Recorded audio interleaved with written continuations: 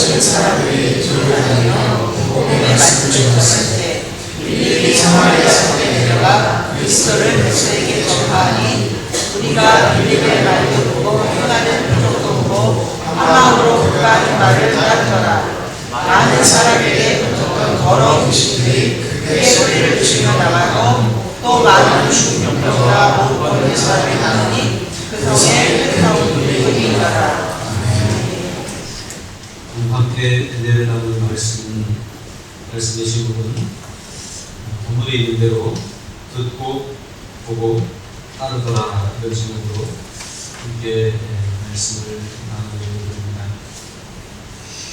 지난주에는 우리가 스데반 집사님의 믿음을 함께 보았고, 스데반 집사가 결국 믿음으로 살았지만 또 믿음으로 하나님의 나라를 꿈꾸며 살았지만 핍박에 의해서 죽임을 당하는, 우리가 믿음 안에서 복음을 위해 죽임을 당하는 것을 순교라고 부르는데, 초대교회의 기독교회의 첫 번째 순교자로 순교를 당하는 일까지 우리가 함께 잠깐 살펴보았습니다. 스데반의 순교로 인해서 교회는 문을 닫거나 아니면 흩어지고 마는 것이 아니라 계속해서 복음이 전달되었고, 그리고 하나님의 나라가 확장되는 역사가 이어지고 있음을 우리는 볼 수가 있습니다. 오늘 우리가 8장 4절부터 8절의 말씀을 함께 보면서 8장 1절에 보면 이런 말씀을 볼 수 있습니다. 4절에 보면 그 흩어진 사람들이 돌아다니며 복음의 말씀을 전할세라고 이렇게 말씀하고 있어요. 흩어진 사람들은 누구죠? 예루살렘 교회에서 하나님을 섬기던 성도들이 흩어졌다는 거예요. 흩어질 수밖에 없었던 이유는 무엇일까요? 요즘 교회들도 간혹 흩어지는 일들이 일어납니다. 왜 흩어지죠? 다툼이 일어나서 흩어질 때가 있더라고요.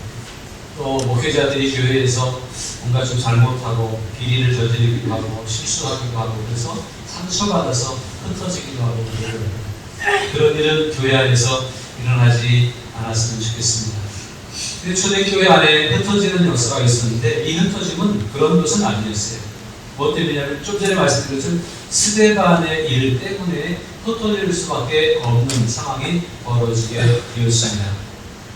1절에 보면 사울은 그가 죽임당함을 마땅히 여기더라. 그날에 예루살렘에 있는 교회에 큰 박해가 있어 사도 외에는 다 유대와 사마리아 모든 땅으로 흩어지니라. 흩어졌다고 말씀하고 있죠. 흩어진 이유는 뭐예요? 예루살렘에 있는 교회에 큰 뭐가 있었다고요? 박해가 있었어요. 그 박해는 앞에서 스데반 집사가 순교당한, 돌에 맞아 죽는, 복음을 전하던 일 때문에 돌에 맞아 죽는 일로 시작해서 이게 죄를 짓는 사람들도 그렇습니다. 한 번이 힘들지 한 번 하고 나면 그 다음에 또 할 수 있어요. 용기가 생기는 거예요. 어떤 핍박, 박해도 사람들이 유대인들의 핍박인데 교회에 대해서 그냥 저러면 안 되는데 이렇게 얘기하다가 스데반을 가서 죽이고 나니까 그때 더 사기가 등등해져가지고 그 후로 핍박이 심해지고 강해졌습니다. 그래서 그 스데반이 순교당하는 현장에 중심에 누가 있었냐면 사울이라고 하는 청년이 있었거든요.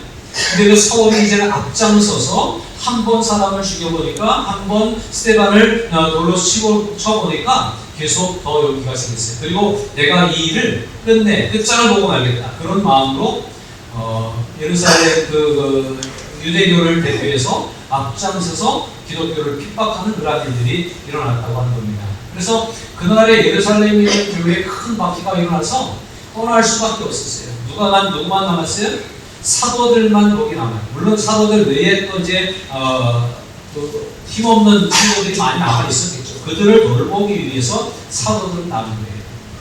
옛날에 우리나라에 백령도가요? 그쪽에 폭격이 떨어질 때가 있었어요. 그때 그 사건을 보고 주민들이 육지로 피난 나오고 그런 일들이 있을 때에 목사님들끼리 얘기하던 중에 그랬어요. 거기 계신 목사님은 피난 나갔을까 안 나갔을까? 네. 그런 얘기를 하다가 이제 제가 그런 얘기를 한 적이 있어요. 거기 성도가 남아있으면 피난 나오면 안 되지.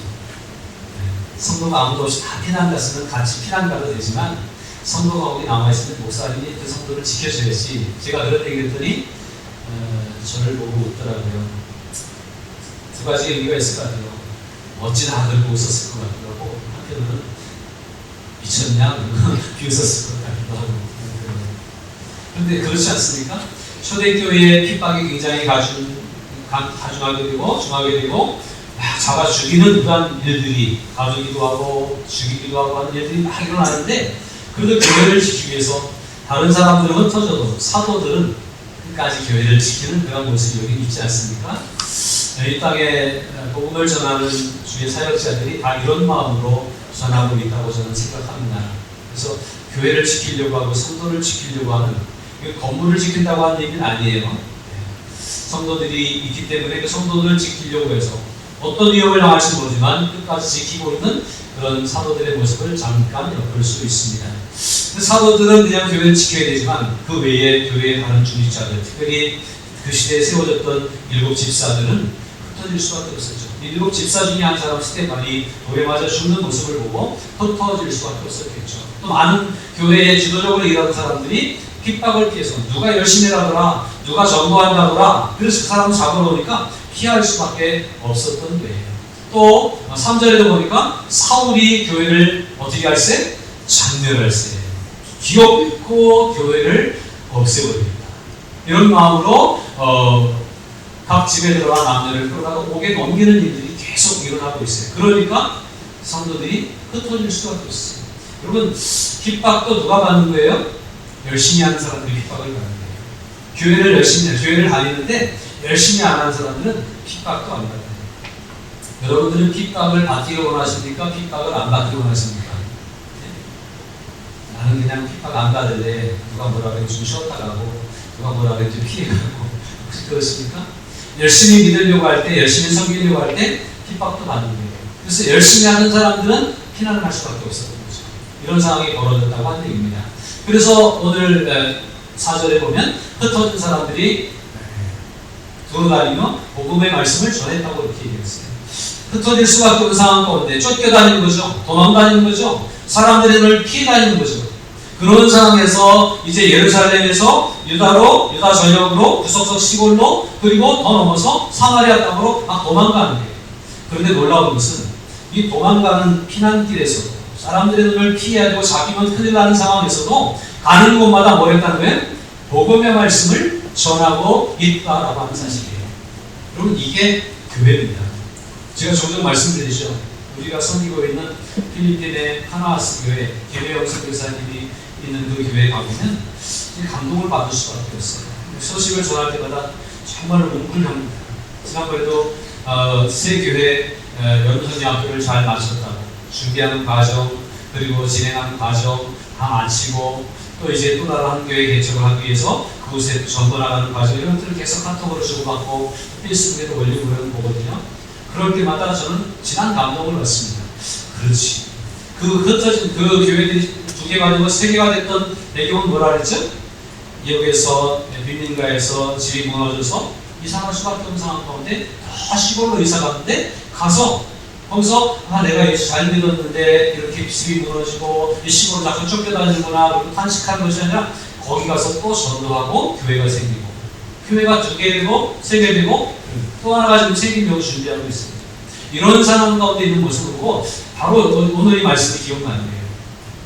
도망다니면서도 쫓겨다니면서도 가서 복음을 전하지 않을 수 없었다고 하는 거예요. 왜냐하면 하나님이 구원해 주신 은혜가 확실했기 때문에 하나님이 우리를 위해서 예수님을 보내주시고 예수님의 사랑으로 예수님의 십자가의 은혜로 우리가 구원받았다고 하는 믿음이 확실했기 때문에 이것이 전해지지 않을 수 없는 거예요. 복음의 생명력이 그들의 심령 가운데 심장 속에 있었기 때문에 이것은 전달될 수밖에 없었던 겁니다. 이런 복음의 생명력이 저와 여러분의 가슴 속에도 넘쳐나기를 축복합니다.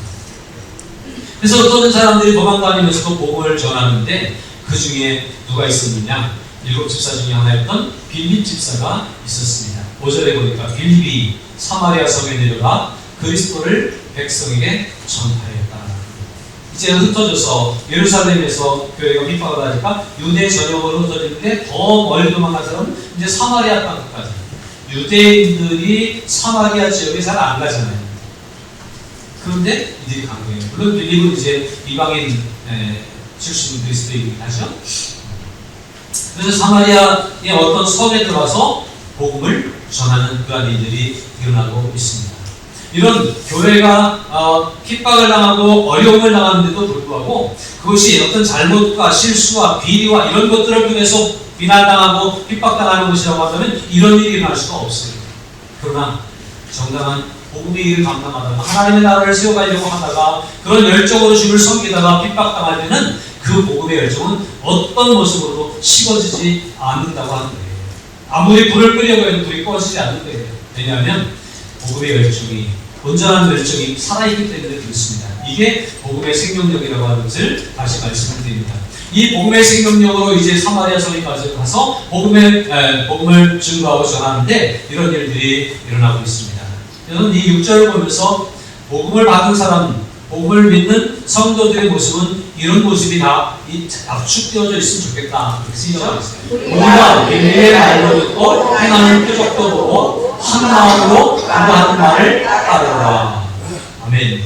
이 말씀 속에 우리의 믿음이 어떠해야 되는지에 대해서 잘 소개하고 설명하고 있어요. 믿음은 바로 이런 겁니다. 첫 번째, 믿음은 말을 듣는 거예요. 듣고라고 그러죠. 빌립이 전하는 말을 사마리아에 있는 그 사람들이, 성도들이 말씀을 들었다고 하는 거예요. 믿음은 들음에서 나는 줄로 믿습니다.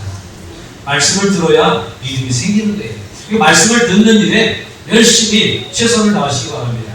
저는 이 말씀을 듣고라고 하는 말씀이 이 설교 시간에 듣는 말씀뿐만 아니라 여러분들 집에 성경을 읽는 것도 결국 말씀을 듣는데 말씀을 접하는 것을 말하고 있습니다.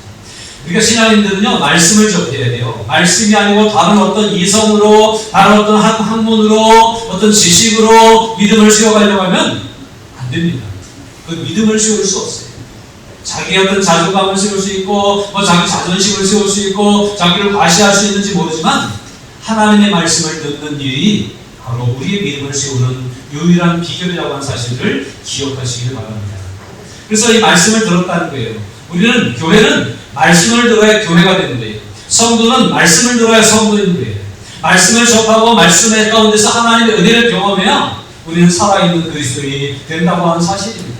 그러므로 말씀을 듣는 일에 힘써야 되겠습니다. 어떤 말씀을 들었을까요? 4절에 보니까 흩어진 사람들이 돌아다니며 뭘 전했어요? 복음의 말씀을 전했어요.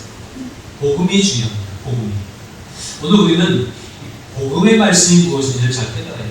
성경 66권에 기록되어 있는 모든 말씀들인데 이 말씀이 곧 누구에 대한 말씀이냐? 예수 그리스도에 대한 말씀이잖아요.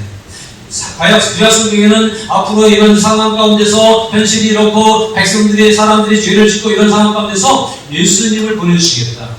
이 죄 짓는 백성들을 구원하기 위해서 예수님을 보내주시겠다고 하는 약속이 구약 성경 39권에 기록이 되어져 있고 신약의 17권에는 예수님이 오셔서 이런 일을 이루셨으니 이제 예수님께로 돌아와야 된다고 하는 그런 말씀들이 기록되어져 있죠.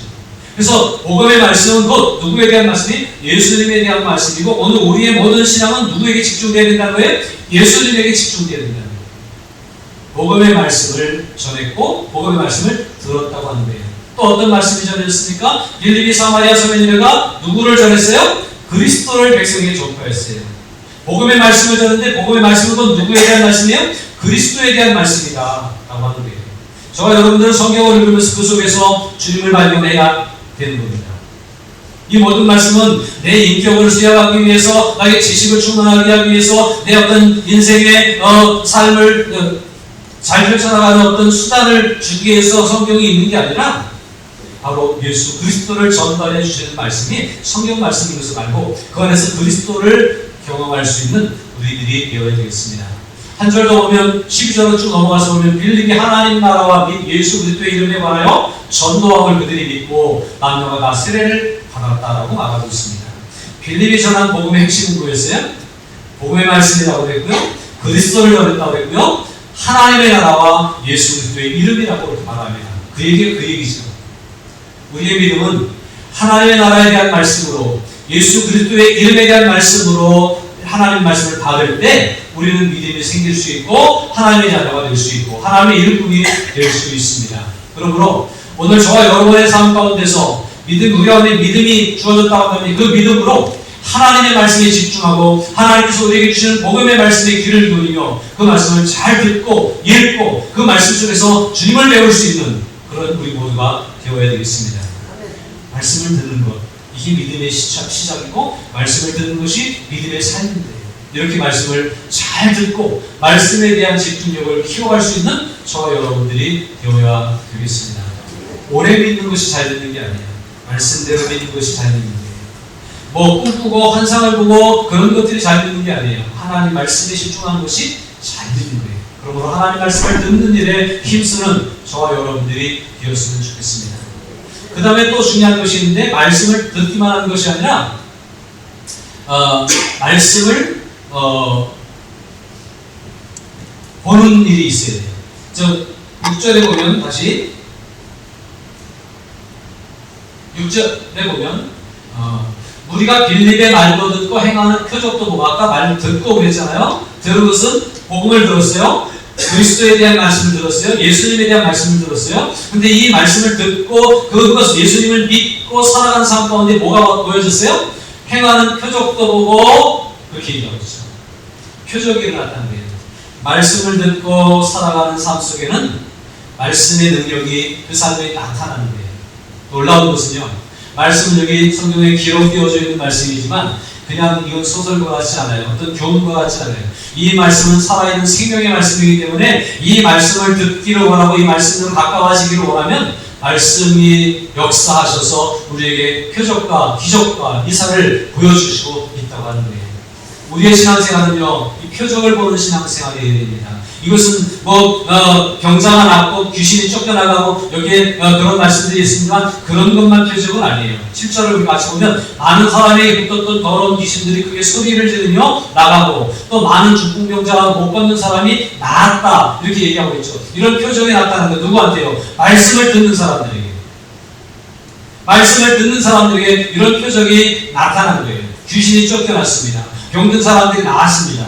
그런데 오늘 저는 여러분들에게 이 귀신이 쫓겨나는 것도 일어나야 되겠고 병든 사람이 낫는 것도 일어나야 되겠지만 우리의 삶이 변화되고 가정이 변화되고 내 어떤 사업이 변화되고 내가 살아가는 모든 삶 속에서 변화의 역사들이 일어나는 것이 중요하다는 거예요. 말씀을 아무리 많이 듣고 말씀을 아무리 많이 알고 지식적으로 풍부하면 뭐합니까? 그것이 나의 삶에 적용이 돼야 되고 내 삶을 변화시키고 내 삶이 움직이는 일들이 기적 같은 일들이 일어나야 된다는 거예요. 그러므로 말씀을 들었을 때에 이제 그 말씀 속에서 표적을 발견하는 그런 믿음이 되어야 된다는 거예요. 저는 듣는 믿음을 넘어서서 보는 믿음이 되는 여러분 되시기를 주님으로 축복합니다. 봐야 돼요. 신앙생활 하면서 봐야 돼요. 뭘 봐야 돼요? 살아계신 주님을 발견할 수 있어야 돼요. 주님이 하시는 일들이 보여져야 되는 거예요. 귀신이 쫓겨나는 일이 주님이 하시는 일입니다. 병자가 일어나는 일이 주님이 하시는 일입니다. 우리의 삶에 변화가 일어나는 것들이 주님이 하시는 일입니다. 술 취했던 사람들이 술을 끊는 것이 변화가 일어나는 일입니다. 우리가 뭐가 안 된다고 절망하고 좌절했던 사람들이 희망과 용기를 가진 것이 변화가 일어나는 것입니다. 나는 가만히 있기 막 앉아만 있을 때 그랬던 사람들이 적극적으로 일어나서 섬기는 일들에 동참하는 일이 변화가 일어나는 일이에요. 누가 하는 일이에요? 주님이 하시는 일이에요. 우리의 삶은 보여지는 삶이 될 수 있습니다. 착각하면 안 돼요. 남한테 나 교회 다니고 이거 뭐 명함 가서 돌리고 내가 직분이 이런 직분이야 이렇게 보여주는 그런 것이 아니에요. 내 삶 가운데에 하나님의 역사가 일어나고 있고 내 삶에 하나님이 간섭하고 계시다고 하는 것들이 보여지는 삶이 되어져야 된다고 하는 겁니다. 저는요 지난주에 우리 정영이가 우승을 했잖아요. 하나님이 기회를 주신 것이라고 믿습니다. 그래야 하나님이 정영이에게 이렇게 살아나시고 기회를 주시고 역사하시는구나, 정영이 앞으로의 삶도 하나님이 책임져 주시겠구나 하는 것들이 보여지는 거 아니에요? 본인이 노력했겠죠. 제가 보니까 시험 기간에도 열심히 노력했습니다. 열심히 했습니다. 그렇지만 그럼에도 불구하고 하나님이 함께 하셔서 이런 기회를 주셨고 하나님이 간섭해 주셨다고 믿고 보고 있습니다. 우리의 삶 가운데 하나님 이렇게 간섭하시고 이렇게 보여주시고 있습니다. 그래서 헌금 시간에 여러분들의 감사의 고백을 제가 읽고 기도할 때마다 하나님이 이렇게 이 가정에 역사하시는구나, 이 아이에게 하나님이 이렇게 역사하시는구나, 이런 것들이 보여지는 거예요. 여러분의 삶에 구석구석에서 하나님이 하시는 일이 보여지는 믿음 생활 될 수 있기를 주님의 이름으로 축복합니다. 믿음의 삶이 보여지지 않으면 교회는 다니는데 뭐가 뭔지 모르겠어. 계속 다녀야 되나? 나가야 되나? 힘들잖아요. 그러다 절망하고 실망하고 믿음 생활하면서도 회의를 느끼는 일들이 일어나는 거예요. 왜냐하면 보지 못하기 때문이었습니다. 볼 수 있는 일들이 많아지기를 바랍니다. 눈을 크게 떼요. 하나님이 하신 일이 무엇일까? 오늘 하루 종일 하나님이 내게 어떤 일을 하고 계시는가? 내 가정에, 내 삶 속에 내 자녀들이 멀리 있지만 그 자녀들의 삶 가운데 내가 기도하는 대로 어떻게 하나님이 이루어 가시고 계시는가 하는 것들이 날마다 목격되어지고 고백되어지는 삶이 나타나야 되는데, 보는 역사가 일어나야 됩니다. 13절에 보니까 시몬이라고 한 사람이 사마리아 성에 그 성에 있었는데 믿고 세례를 받은 후에 전심으로 빌립을 보고 따라다니며 그 나타난 표적과 큰 능력을 보고 놀랐어요. 보는 이들이 있다는 거예요. 하나님의 역사가 빌립의 복음을 전하는 일 가운데 계속해서 일어납니다. 주변 사람들까지 내가 하나님이 하시는 일을 보는 것뿐만 아니라 옆에 사람까지 내 삶 속에 나타난 역사를 보게 되는 놀라운 일들이 일어나는 거죠. 그러면 전도가 그냥 되는 거예요. 여러분, 입으로 전도하는 게 아니라요, 보여줌으로 전도할 수 있으면 더 확실합니다. 물론 입으로도 전도해야 돼요. 여러분, 명함 파시는 분들 몇 장씩 돌리셨어요? 열심히 전도하십시오. 그리고요, 내 삶 속에 하나님이 간섭하고 계시다고 하는 것들이 사람들에게 보여줄 수 있도록 기도하십시오. 하나님 나를 돕고 계시다고 하는 것들을 내 가족들이 알게 해주세요. 하나님, 우리 가정에 역사하신 하나님의 역사하심을 이웃들이 보고 발견하게 해주세요. 그리고 복음이 자연스럽게 전파되고 퍼져나갈 수 있도록 하나님이 도와주시기를 기도하면서 나아갈 때 하나님은 우리 안에 역사하시고 우리에게 하나님의 살아계심을 보여주시고 하나님의 살아계심을 보고 따르는 우리들은 믿음이 더 충만해질 것입니다. 보는 믿음이 되시기를 주님의 이름으로 축복합니다. 그 다음에 보면 우리가 빌립의 말을 들었죠. 듣는 믿음. 그 다음에 표적을 봤죠. 보는 믿음. 그 다음에 한 마음으로 그가 하는 말을 따르더라. 6절 말씀에 보는 믿음, 듣는 믿음, 보는 믿음, 그 다음에 마지막으로 따르는 믿음에 대해서 말씀하고 있다는 거예요. 우리의 믿음의 최종 목적은 따르는 믿음이에요. 따라갈 수 있어요. 우리를 그리스도인이라고 말하잖아요. 그리스도인이라고 하는 별명이 붙은 거예요. 사실은. 땅 끝까지 이르러 내 증인이 되리라. 이걸 누구에게 하신 말씀이에요? 모든 믿는 사람들에게 하신 말씀이에요. 그러므로 우리는 비록 이 장곡 지역에 있지만 이곳에서 주님을 섬기지만 우리가 여기서 섬기는 일들이 땅끝 선교에 쓰임받는 일들이 되어야 되고 땅끝 선교까지 관심을 가지는 일들이 되어져야 되는 것입니다. 그런 일들을 우리는 아주 작지만 계속 하고 있죠. 그리고 앞으로도 해나가게 될 것입니다. 믿음으로 따라가면 그런 일들을 능히 감당할 수 있을 줄로 믿습니다. 따라가는 건 참 쉬운 일은 아니에요. 주님을 따라가는 것은 내 생각을 접고 따라가야 돼요. 내가 할 수 있는 한계를 뛰어넘어서 따라가야 돼요. 그래서 참 힘들고 어렵지만 주님이 마태복음 16장에서 말씀하신 것처럼 마태복음 16장에서 이에 예수께서 제자들에게 이르시되 누구든지 나를 따라오려거든 자기를 부인하고 자기 십자가를 지고 나를 따를 것이니라. 나를 따라오려거든 이렇게 따라야 된다. 어떻게 해요? 자기를 부인하고 내가 온전히 살아있고 내가 하고 싶은 대로 내가 원하는 대로 내 마음대로 하면 주님을 온전히 따라갈 수가 없습니다. 자기 부인이 필요해요. 예쁘는 한 번 더 입고 싶지만 그것을 좀 참아야 자기를 부인하고 그 욕망을 부인해야 그것으로 누구를 도울 수 있고 복음을 전할 수 있고 선교할 수 있고 그럴 수 있는데 자기 부인이 완전히 부인은 하기 어렵지만 자기 부인의 모습이 저와 여러분들의 삶 가운데서 나타나야 됩니다. 자기를 희생하지 않고는 주님을 따라가기가 어렵습니다. 자기 부인에 힘쓰는 우리들이 되길 바랍니다. 내가 뭐를 좀 희생할 수 있을까? 내가 좀 뭐를 포기할 수 있을까? 내가 조금 양보할 수 있는 것은 무엇인가를 생각해 보면서 하나씩 하나씩 뽑아가면서 그 양보의 폭이 넓어지기를 바라고 자기 부인의 모습들이 확장될 수 있기를 주님의 이름으로 축복합니다. 그러면 주님을 닮아갈 수 있는 거예요. 주님을 따라갈 수 있는 거예요. 예수님이 생애를 사시면서 뭐라고 그랬어요? 여우도 굴이 있고 제비도 새끼들 보금자리 가지만 인자는 머리 둘 곳이 없도다. 예수님은 참 인간의 모습이 무엇이어야 되는지를 보여주셨어요. 빈손으로 왔다가 빈손으로 가는 인생이 무엇인지를 삶 속에서 친히 보여주셨습니다. 그런 삶을 우리도 따라갈 수 있어야 되지 않겠어요? 저는 그래서 우리 예배당을 예쁘게 꾸미고 이렇게 합니다만 여기에 한 것을 투자하고 싶은 마음이 들었어요. 땅에 투자하고 싶은 마음이 들었어요. 얼마 전에 사실은 이 주차장 주인이라고 하는 사람이 주인인지 모르겠어요. 전화가 왔어요. 내년엔 자기가 쓰게 되는 우리 주차장이 없어지는 제 마음 가운데 이거 사라고 누가 찌르는 건가 보다 이런 마음이 들었어요. 제 마음 가운데 죽어도 안 산다 이런 마음을 먹었습니다. 왜냐하면 꿈이 없기 때문에 비전이 없기 때문 아니에요. 저걸 사느라고 투자하는 것을 복음을 위해 투자하고 싶은 마음이 있기 때문에 제가 여러분들에게 말씀드리죠. 어쩌면 내년부터는 주차장을, 저 아파트 주차장을 우리가 이용해야 될 수도 있습니다. 어쩌면 비 와도 거기 괜찮잖아요. 다만 한 50m 걷는 게 조금 힘들 수도 있지만, 불편할 수 있지만, 그렇게 우리가 생각을 하면서 복음을 위해 살아갈 수 있어요. 그게 주님을 닮아가는 모습 아닐까요? 여기에 땅을 넓히고 주차장을 멋있게 만들고 예배당을 크게 짓고 이런 것들이 아니라 주님은 그런 모습으로 새해를 사역을 하시지 않으셨어요. 그렇다면 오늘 우리는 그 길을 따라가기 위해서 여러 가지 자기 부인의 삶을 살아야 될 줄로 믿습니다. 교회도 자기 부인의 모습들이 분명히 있어야 됩니다. 복음을 위해서. 그 다음에 또 뭐라 그랬어요? 자기 십자가를 지고 나를 따를 것입니다.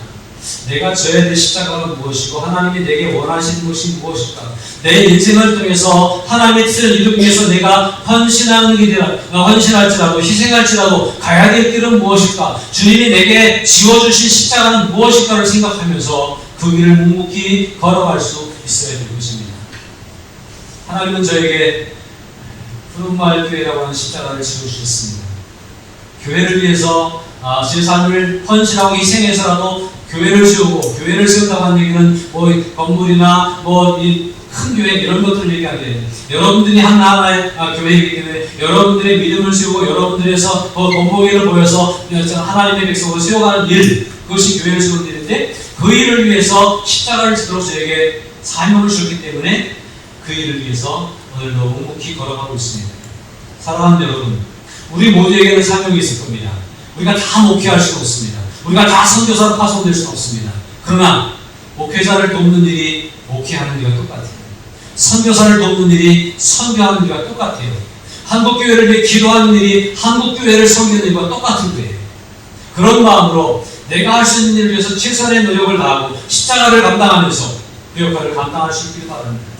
어쩌면 여러분들은 가정이라고 하는 십자가를 지고, 가족 구원이라고 하는 십자가를 지고 지금 힘들게 복음부터하는 사람들도 있을 것입니다. 그러나 그것이 내게 맡겨진 십자가라고 한다면 기꺼이 지시기 바랍니다. 달게 지시기 바랍니다. 끝까지 지게 하실 줄로 믿습니다. 하나님은 우리에게 함께 하십니다. 그리고 우리에게 능히 주님을 따라갈 수 있도록 힘과 용기를 불어넣어 주십니다. 다시 한번 1장 8절의 말씀을 보면 성령이 너에게 임하시면 너희와 권능을 받고 주님을 따라가는 일에 조금도 부족함이 없도록 힘을 주시고 함께 해주신다고 하는데, 우리는 할 수 있습니다. 성령 안에서 우리는 할 수 있습니다. 주님이 함께 하시면 우리는 할 수 있습니다. 내 뜻이 아니라 주님의 뜻이기 때문에 주님이 하실 겁니다. 이 길을 걸어가는 저 여러분들의 삶이 되기를 바랍니다. 듣는 믿음이 되시기 바랍니다. 보는 믿음이 되시기 바랍니다. 주님을 온전히 따라가는 믿음이 되시기를 주님 이름으로 축복합니다. 그러면 어떤 일이 있을까요? 그 성이 큰 기쁨으로 휩싸였어요. 사마리아 어떤 성에 빌립이 가서 전도하는데 말씀을 듣는 믿음으로, 하나님의 역사를 보는 믿음으로, 주님을 따라가고자 하는 믿음으로 충만해질 때에 그 성에 온 기쁨이 충만해졌어요. 이 믿음이 있을 때 우리 교회가 기쁨이 충만한 교회로 세워질 줄로 믿습니다. 여러분의 가정에 기쁨이 넘치는 일들이 일어나게 될 것이에요. 저와 여러분의 삶 가운데 항상 주님이 동행하심으로 룰루랄라 찬양하며 기쁨으로 나아가시는 삶이 이어지게 될 줄로 믿습니다. 복음 안에서 주님의 말씀을 듣고 주님의 역사를 보고 주님이 가신 길을 따라가는 믿음으로 기쁨을 누리는 저와 여러분들의 삶이 될 수 있기를 주님의 이름으로 축복합니다.